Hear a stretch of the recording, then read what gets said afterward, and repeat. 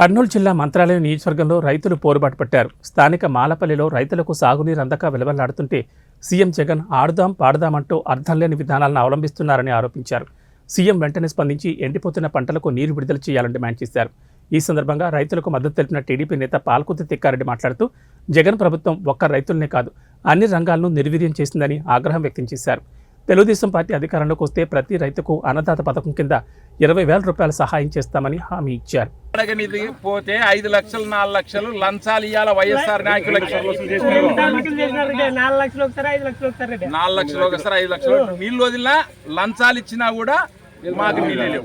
కాబట్టి మా వ్యవసాయానికి నీళ్లు కావాలా. ఇదేం రాజకీయం చేయడానికి రాలేదు. మేము ఈరోజు రైతులు ముఖ్యంగా కురవ సోదరులు ఇక్కడ మిరప ఎక్కువ వేస్తారు. కమ్మలు దిన్నె కానీ ఈ ఊరు కానీ వాల్మీకి సోదరులు ఎక్కువ వేస్తారు. ఈరోజు వాళ్ళ పరిస్థితి ఎట్లుందంటే అప్పులు కట్టలేక మందు దాకా చచ్చిపోతూ ఉన్నారు.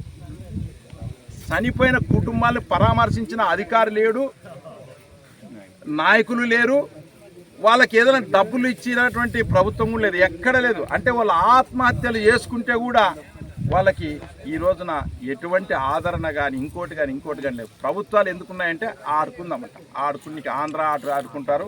ఆయన రోజుకి క్రికెట్ బ్యాటింగ్ నేర్పిస్తున్నారు. ఎవరు సీఎం? ఇక్కడ మా ప్రజల్ని ఎవడు చూడాలా? ఇక్కడ ప్రజల్ని ఎవడు చూడాలి చెప్పండి. ఈరోజు అధ్వానమైన పరిస్థితి. ఇంకా ఆయన ఈరోజు మా రైతు సంఘం రమాకాంత్ రెడ్డి గారు వచ్చినారు. రోజు మా చెప్తాడు దినం రాపాయి ఆటకన్నా చేనులో పోదాము, చేనులో చేనుకన్నా పోని పంట లేదు, పంట వచ్చితే దిగుబడి లేదు. ఇది ఈ పరిస్థితి ఉంది. ఈ పక్కనే మిరప ఉంది, అది ఎట్లుందో చూద్దాం రండి. పక్కన మిరప కుప్పలు వేసినారు.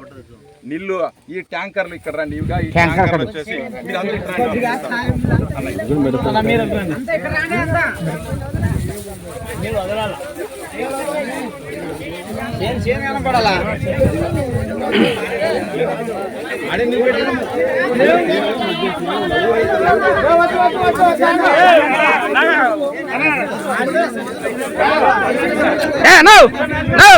జరగండి అన్న. మీరు ఏం అసలు మీరా